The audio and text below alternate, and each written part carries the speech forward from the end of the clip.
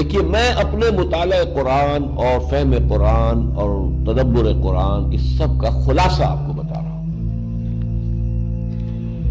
اگر دین حق مغلوب ہو اور باطل اور طاغوت غالب ہو، اولین فرض عین اس طاغوت کو ختم کر کے اس کے غلبے کو توڑ کر اللہ کے دین کو غالب کرنے کی جد و جہد کرنا، اصل اور پہلا اور فرض عین۔ نماز سے بھی پہلے یہ فرض ہے۔ نماز کی صداقت اس پر ہوگی، اگر یہ کر رہے ہیں تو نماز صحیح ہے، یہ نہیں کر رہے تو نماز جھوٹی ہے۔ باطل کو آپ نے گوارا کر رکھا ہے، ریکنسائل کر رکھا ہے، نماز پڑھ رہے ایاک نعبد و ایاک نستعین، جھوٹ بول رہے ہیں۔ ہاں باطل کو آپ نے تسلیم نہیں کیا ہے، باطل کے خلاف آپ کی جدوجہد جاری ہے، تب آپ کہیں ایاک نعبد و ایاک نستعین تو سچ بول رہے ہیں، ورنہ نماز جھوٹ بنتا ہے۔ وَنَخْلَعُ وَنَتْرُكُ مَن يَفْجُرُكَ، ہم چھوڑ دیتے ہیں جو بھی تیرے فاسق و فاجر ہوں، اور ہمارے تو کوئی فرق نہیں پڑتا، وہی دوستیاں، وہی رشتہ داریاں، فساق و فجار، حرام خوروں، ہم سب کے ساتھ جھوٹ بولتے روزانہ۔ بازی بارش بابا، ہم بازی جھوٹ اوروں سے اللہ کے جناب میں کھڑے ہو کے جھوٹ بولنا۔ تو پہلی بات سمجھ لیجیے، اس صورت میں پہلا فرض یہ ہے جس کے ہونے پر ہر فرض کے صحت کا دار و مدار ہے۔ نماز بھی اس کے لیے استعانت کے لیے ہے، وَاسْتَعِینُوا بِالصَّبْرِ وَالصَّلَاةِ، اس مقصد کے لیے استعانت نماز سے حاصل کرو، مدد حاصل کرو۔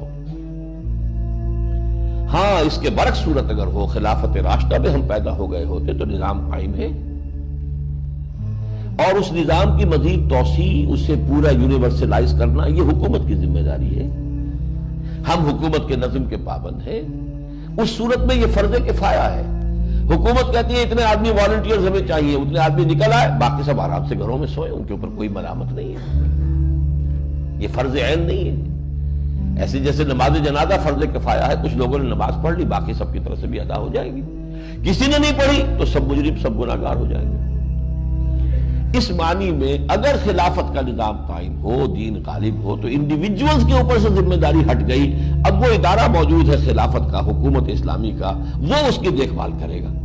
How to extend this domination of Allah's deen over the whole of the globe، اور اس میں جو بھی ضرورت اسے ہے، جو اسے افرادی قوت چاہیے، مالی قوت چاہیے، تعاون چاہیے، وہ لوگ پیش کر دے، بس ٹھیک ہے۔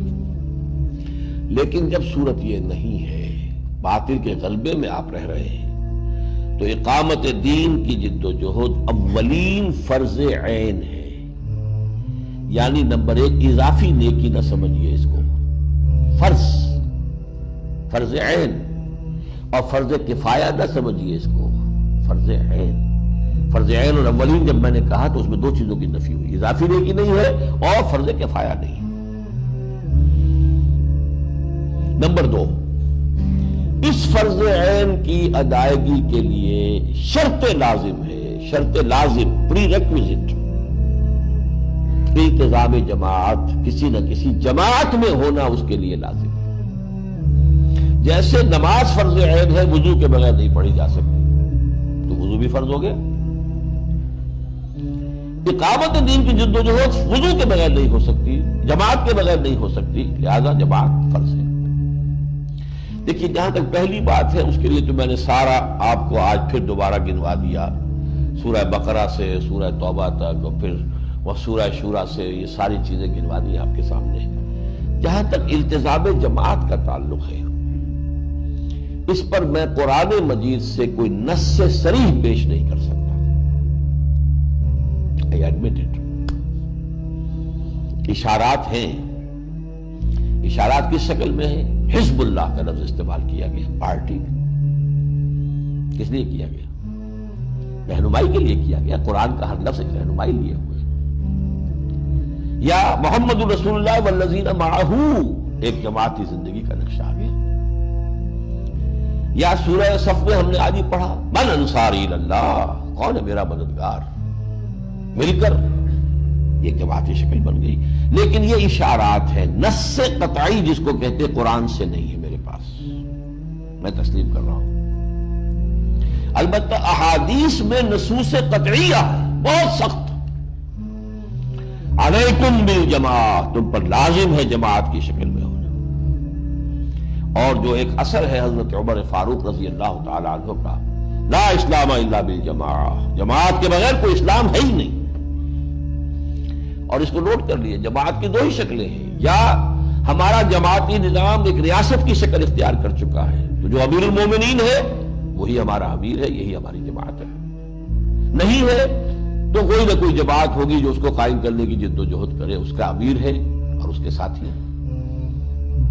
اسلام کی کوئی تیسری شکل ہے ہی نہیں. یا تو خلافت ہے، حکومت ہے، یا نہیں ہے، دو ہی شکلیں ہیں. اگر ہے تو وہ جماعت ہے، حکومتی ریاستی ڈھانچہ جو ہے وہ جماعت بن گیا اب. اور اگر وہ نہیں ہے تو اس کو قائم کرنے کی جد و جہد کے لیے جماعت، اس کا نظام ہو جائے. اس میں سب سے اہم جو حدیث ہے حضرت حارث اشعری سے رضی اللہ تعالی عنہ، مسند احمد بن حنبل جامع ترمذی کی روایت. حضور فرماتے ہیں انی آمرکم بخمس، مسلمانوں میں تمہیں 5 باتوں کا حکم دے کر جا رہا ہوں. اللہ امرنی بہن، اور یہ میں اپنی طرف سے نہیں کر رہا ہوں، اللہ نے مجھے حکم دیا ہے ان کا. بالجماعت والسمع والطاعت والہجرت والجہاد فی سبیل اللہ، جماعت کی شکل اور جماعت بھی سمع و طاعت والی، لسن اور obey، سنو اور اطاعت کرو، منظم. اور نمبر 4 اور 5 ہجرت اور جہاد. تو جہاں تک کہ احادیث کا تعلق ہے اس میں تو بڑی شدید جو ہے مضبوط نصوص قطعیہ موجود ہے جماعتی زندگی کے لیے. قرآن میں نہیں ہے، البتہ عقل سلیم، منطق، سمپل لاجک، وہ سب سے بڑی دلیل ہے کہ نظام کی تبدیلی بغیر کسی جماعت کی جد و جہد کے ممکن نہیں. کسی خیال کو ایک شخص بھی پھیلا سکتا ہے، کوئی آتھر ہے، اس نے کتاب لکھ دی ہے، خیال پھیل جائے گا، آج نہیں کل پھیل جائے گا. کوئی انسٹیٹیوشن ہے، کوئی علی گڑھ کا اسکول بن گیا ہے، علی گڑھ کا کالج بن گیا ہے، اس سے کچھ خیالات پھیل جائیں گے. نظام نہیں بدلتا ان چیزوں سے. For that you need a party, a revolutionary party, very much disciplined party. لیکن تو سارے مراحل آئیں گے جو آتے ہیں، جنگیں بھی آئیں گی، تصادم بھی آئے گا، اور یہ جو ہے کوئی موب نہیں اس سے عہدہ برا ہو سکتا. کوئی ڈھیلا ڈھالا سٹرکچر جو ہے اس کے تقاضے پورے نہیں کر سکتا. You need a disciplined party. بحالات موجودہ اقامت دین کی جد و جہد ہم میں سے ہر ایک پر فرض عین ہے، اولین فرض ہے. اس کی ادائیگی پر دوسرے فرائض کی ادائیگی کی قبولیت جو ہے اللہ کے ہاں وہ منحصر ہے، اس کی دار و مدار ہے. اور اس کے لیے جماعت کا التزام شرط لازم ہے. اب جو حضرات تو اب بھی میری ان باتوں سے متفق نہ ہوں، اس وقت ان سے میری گفتگو ختم ہے. پہلی بات یہ کہ اب ان کا فرض ہے کہ وہ جماعت کو تلاش کریں. اگر یہ فرض ہے آپ پر تو فرض آپ کا ہے کہ آپ تلاش کریں. اگر ضرورت آپ کی ہے، جوتے آپ کو پہننے ہیں، تو جا کے آپ دکان پہ 4 دکانیں 10 دکانیں دیکھ کر جوتا خریدتے ہیں، ضرورت ہے آپ کی. اگر آپ قائل ہو گئے کہ یہ ہے تو اب فتش لقلب کان رفیق، ایک نظم تھی کبھی پڑھی تھی ہم نے، اپنے دل کے لیے کوئی رفیق تلاش کرو. اسی طریقے سے کہہ رہا ہوں اپنے لیے جماعت تلاش کیجیے. اس جماعت کی تلاش میں میں جو مدد آپ کو دے سکتا ہوں وہ یہ ہے کہ میں آپ سے یہ عرض کروں کہ اس کے جو خصائص ہونے چاہیے وہ کیا ہے. نمبر 1، اس جماعت کا ڈکلیئرڈ گول ہونا چاہیے اقامت دین، نتھنگ لیس. کوئی سماجی کام، کوئی تعلیمی کام، کوئی تصنیفی کام، کوئی تحقیقی کام، کوئی تبلیغی کام نہیں. ڈکلیئرڈ گول، اس نظام کو بدلنا ہے، اللہ کے دین کو قائم کرنا ہے ایک مکمل پولیٹیکو سوشو اکنامک اینٹی کی حیثیت سے. وہ نظام عدل و قسط جو اللہ نے عطا کیا محمد رسول اللہ کے ذریعے سے دین حق کی شکل میں، اسے بتمام و کمال قائم کرنا. This should be the declared goal and aim of the party. ورنہ نیکی کے کام بہت سے ہیں، وہ ہوتے رہتے ہیں. پھر آدمی مارک ٹائم کرتا رہتا ہے، ایک ہی جگہ کھڑے ہو کر وہ پاؤں اپنے ہلاتا رہتا، سمجھتا میں چل رہا ہوں، وہ نہیں۔ یہ پہلا وصف ہے لازم۔ نمبر 2، ڈسپلن ہونا چاہیے اس کا، ایسے نہیں سب ہوتا ہے سننا اور پالنا۔ البتہ اس ڈسپلن کی 2 شکلیں ہو سکتی ہیں عملاً۔ ایک شکل جو کم سے کم 3 درجے افضل ہے، وہ ہے بیعت شخصی۔ ایک شخص سے بیعت کرنا کہ ہمیں تم پر اعتماد ہے اور ہم تمہارے ساتھ ہیں، مشورے ہم بھی دیں گے، فیصلہ تم کرو گے، ہم مانیں گے بشرطے کہ شریعت کے دائرے سے باہر نہ نکلو۔ یہ ہے شخصی بیعت، کسی شخص سے اپنے آپ کو وابستہ کر لیں۔ یہ 3 درجے افضل کیوں ہے؟ نمبر 1، قرآن میں اسی کا ذکر ہے جو ہم پڑھ چکے ہیں، سورہ فتح میں ہم نے پڑھا، پھر سورہ ممتحنہ میں خواتین کے لیے بھی آ گیا، حدیث میں اس کا ذکر ہے، سیرت میں اس کا ذکر ہے، اور کم سے کم 1300 برس تک تو امت مسلمہ کے اندر اس کے سوا کوئی شے بھی اجتماعیت کے لیے موجود ہی نہیں رہی۔ یعنی منصوص، مسنون، معصور، 3 جو ہیں اس کے ساتھ لاحقے ہیں کہ بیعت، شخصی بیعت ہی کا نظام رہا ہے۔ حضور نے بیعت لی، خلفاء نے لی، اگر وہ خلافت بگڑ رہی تھی اور حضرت حسین اس کو ٹھیک کرنے کے لیے میدان میں آئے تو بیعت لی۔ یہ دوسری بات ہے کہ وہ کوفی جو ہے اپنی بیعت توڑ گئے بعد میں، لیکن جو بھی کوشش ہوئی بیعت پر ہوئی، حکومت بنی تو بیعت پر بنی، یہاں تک کہ تزکیہ نفس کا ایک علیحدہ نظام بنا تو بیعت پر بنا۔ پیری مریدی کی بیعت بلکہ ہوتے ہوتے بیعت رہ گئی صرف وہ، باقی تو بیعتیں ذہن سے نکل گئی، بیعت جہاد تو رہی نہیں۔ پچھلی صدی میں جتنے جہاد ہوئے کولونیلزم کے خلاف، یہاں سید احمد بریلوی رحمۃ اللہ علیہ نے جہاد کیا سکھوں کے خلاف، اور پھر انگریزوں کے خلاف کرنے کا پروگرام تھا اصل میں۔ وہ تو ادھر سے ہنٹرلینڈ سے آنا چاہتے تھے کہ عالم اسلام کے ساتھ سرحد سے آگے بڑھے تو پہلے سکھوں کو صاف کرے، پھر انگریزوں کے ساتھ جو ہے زبردست آزمائی ہوگی۔ بیعت لی، بیعت کے اوپر جماعت بنائی۔ سوڈان میں مہدی سوڈانی نے انگریزوں کے خلاف جہاد کیا بیعت کی بنیاد پر۔ اٹلی میں جہاد کیا سنوسی نے اطالویوں کے خلاف، لیبیا میں بیعت کی بنیاد، چچنیا میں امام شامل نے جہاد کیا، 30 برس تک روس کی فوجوں کو جو ہے زار کی فوجوں کو انہوں نے پریشان کیے رکھا، بیعت کی بنیاد۔ تو یہ ہے مسنون، منصوص، معصور۔ البتہ اگر کوئی دستور ہے، جیسے جماعت اسلامی ہے، اس کا ایک دستور ہے، دستور کی اطاعت کرنی پڑتی ہے، جو شخص بھی شامل ہوتا ہے وہ دستور کا حلف لیتا ہے، یہ بھی میرے نزدیک جائز ہے، مباح ہے، حرام نہیں ہے، لیکن افضل 3 درجے جو ہے وہ شخصی بیعت ہے۔ بہرحال یہ دوسری بات ہوئی۔ نمبر 1 کہ ڈکلیئرڈ گول ہونا چاہیے اقامت دین، کوئی چھوٹا موٹا نیکی کا کام نہیں۔ نمبر 2 ڈسپلن ہونا چاہیے، بیعت کا سا ڈسپلن تو ہو، چاہے وہ شخصی بیعت ہو چاہے دستوری بیعت ہو۔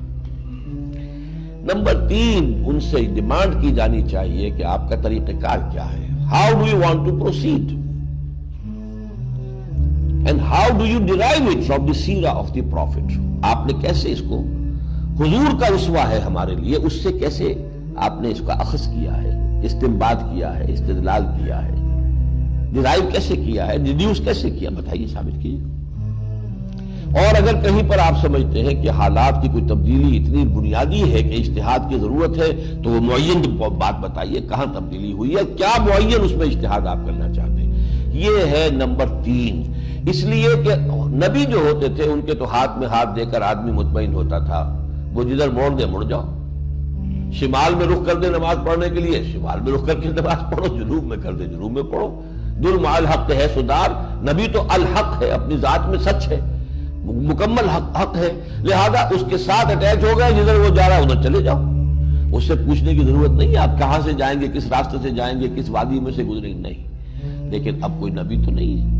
جو شخص چاہتا ہے میں اس کام میں آگے بڑھنا چاہتا ہوں، میں کرنا چاہتا ہوں، آؤ میرا ساتھ دو، تو he has to define the methodology اور how he derives it from the seerah of the prophet، کہاں سے نکالا اس نے، کیسے نکالا، یہ تیسرا کام۔ چوتھا یہ کہ اس تنظیم اور جماعت کی قیادت کے قریب ہو کر دیکھیے کہ یہ بہروپیت تو نہیں ہے، کہ کردار میں، قول و عمل میں کوئی بہت بڑا فرق تو نہیں ہے، کوئی بڑی خلیج تو حائل نہیں ہے. یہ بھی چوتھی چیز ہے لازم. عام لوگ جو ہے ان میں بھی ہوگا، لیکن یہ کہ ان میں ہر طرح کے لوگ ہوں گے. جیسے حضور کی بھی تو جماعت ہی شمار ہوتی تھی، ان میں منافقین بھی تھے، لیکن یہ کہ وہ تو جماعت تھی حضور کی، مسلمان ہی سمجھے جاتے تھے. قیادت جو ہے، جو بھی اصل قائد ہے جس سے بیعت کر رہے ہیں، اور یا یہ کہ اس کے جو قریب تو نہیں ساتھی، ان کو ضرور دیکھ لیا جائے. یہ 4 کام ہیں کہ جن کو سامنے رکھ کر اب جس شخص کا مجھ سے اتفاق ہو گیا ہو کہ یہ 2 فرض عین ہے اور اس کے لیے التزام جماعت واقعی ضروری ہے، جیسے وضو نماز کے لیے، تو اب یہ کام اس کا ہے کہ وہ تلاش کرے. اور جو بھی منیمم شرائط کے اوپر اسے سمجھ میں آئے کہ ایکسیپٹیبل ہے، اس میں شریک ہو جائے. مزید کے لیے دیکھتا رہے، ہو سکتا ہے اس سے بہتر کوئی ہو جس کی طرف پہلے نگاہ نہیں گئی تھی. اگر بہتر سامنے آ جائے اس کو چھوڑے، اس میں شامل ہو جائے. اس لیے کہ یہ نبی کی جماعت نہیں ہے کہ جس کے ہاتھ ایک دفعہ ساتھ ہو کر پھر اس سے نکلنا کفر میں جانا ہو جائے. نہیں ہے جستجو کے خوب سے خوب تر کہاں. We have to be pragmatic, عملی ہونا چاہیے. آج کی تاریخ میں مجھے یہ جماعت نظر آ رہی ہے، میں جوائن کرتا ہوں، لیکن یہ کہ اگر اس کے بعد مجھے محسوس ہوتا ہے کہ اس سے بہتر جماعت ہے موجود، تو میں اسے چھوڑوں گا اور وہ دوسری کو اختیار کروں. اور جب تک انسان اس جد و جہد میں ہے، اگر سنجیدگی سے کر رہا ہے، ایسے ہی نہیں بس کہ ہاں جی میں تلاش ہی کر رہا ہوں اور کوئی وقت اس میں لگا ہی نہیں رہا، کوئی بھاگ دوڑ اس کی ہے ہی نہیں، یہ نہیں. سنجیدگی سے اگر اور واقعتاً اس کی تلاش میں آدمی ہے، تو جب تک اسے ایسی جماعت نہیں ملتی، وہ ایک درجے میں جماعتی زندگی ہی گزار رہا ہے. اور یہاں میں تشبیہ دوں گا کہ وضو تو نہیں ہوا، تیمم اس کا ہے. تیمم کے معنی ارادے کے ہیں. فتیمموا، پانی نہ پاؤ تو فتیمموا صعیدا طیبا، تو قصد کرو، ارادہ کرو پاک مٹی کا. تو جو شخص اس قصد میں ہے وہ بھی در حقیقت تیمم کے درجے میں کم سے کم جو ہے وہ تقاضا پورا کر رہا ہے. لیکن پرووائڈڈ ہی سیریس، پوری طریقے سے سنجیدگی سے وقت لگا کر وہ اس کام کو فیصلہ کن معاملہ اپنے لیے سمجھ کر، زندگی اور موت کا معاملہ سمجھ کر اس کے لیے وقت لگا رہا ہے. اچھا، اب میں صرف جہاں تک تنظیم اسلامی کا تعلق ہے، جو اس کا طریقہ کار ہے وہ میں چاہتا ہوں، یہ جو آپ کو 4 ورقہ دیا گیا ہے، اس میں سے 2 ورقوں کے حوالے سے اس کو پڑھ لیں میرے ساتھ مل کر.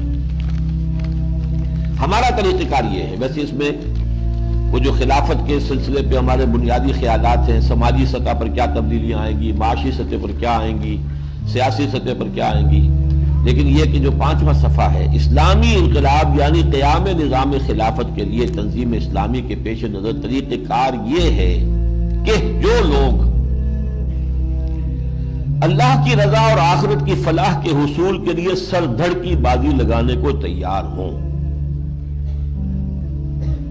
جن کا مقصود یہ بن گیا ہو، نصب العین یہ بن گیا ہو، جو اللہ کی رضا اور آخرت کی فلاح کے حصول کے لیے سر دھڑ کی بازی لگانے کو تیار ہوں، وہ نمبر 1 سب سے پہلے خود پوری طرح مسلمان اور حقیقی معنی میں اللہ تعالیٰ کے بندے بنے اور اپنی ذات اور اپنے دائرہ اختیار میں شریعت اسلامی نافذ کریں، اور اس کے لیے اپنے نفس کے خلاف بھی جہاد کریں، بگڑے ہوئے ماحول سے بھی مردانہ وار کشمکش کریں، اور دوسروں کو بھی مقدور بھر اس کی دعوت دیں. پہلا کام. دوسرا، باہم دینی اخوت اور ایمانی رشتوں میں بندھ کر آپس میں نہایت رحیم و شفیق اور دین کے باغیوں اور مخالفوں کے خلاف سیسا پلائی ہوئی دیوار بن جائے. نمبر 3، کسی ایسے شخص کے ہاتھ پر ہجرت و جہاد اور سم و طاعت فی المعروف کی بیعت کر کے ایک جماعتی نظام میں منسلک ہو جائیں جس کی رائے کی پختگی اور خلوص و اخلاص پر انہیں پورا اعتماد. یہ پہلا مرحلہ جو ہے 3 سٹیپس کے اوپر مشتمل تھا. اب وہ فرد ایک اجتماعیت کا یونٹ بن گیا ہے، اس میں شریک ہے، اور اس طرح جو اجتماعی قوت وجود میں آئے وہ کیا کرے. اس کے بھی 2 مرحلے ہیں. جب تک یہ قوت مناسب مقدار میں جمع نہ ہو جائے، اس وقت تک تن من دھن کے ساتھ اسی دعوت و تربیت اور تنظیم کی توسیع اور مضبوطی کی کوشش میں لگے رہیں، اور سب سے زیادہ توجہ اپنی اور اپنے ساتھیوں کی اصلاح اور تزکیے پر مرکوز رکھیں. اس دوران میں تحریر و تقریر کے ذریعے بھلائی کی دعوت دیتے رہیں اور برے کاموں سے روکتے رہیں، لیکن نہ ملکی انتخابات میں حصہ لیں، نہ ہی کسی سیاسی ہنگامے میں فریق بنیں. سیاسی ہنگامے میں فریق بن گئے تو جس کے آپ خلاف ہیں وہ اس کے لیے اس کے کان آپ کی دعوت کے لیے بند ہو جائیں گے. تو اور الیکشن سے یہ کام نہیں ہو سکتا. اب میں اس میں تفصیل میں نہیں جا سکتا، لیکن اب تو یہ میں سمجھتا ہوں کہ کنسنسس ہو گیا ہے. ہرچہ دانا کنت نادا لیک بعد خرابی بسیار.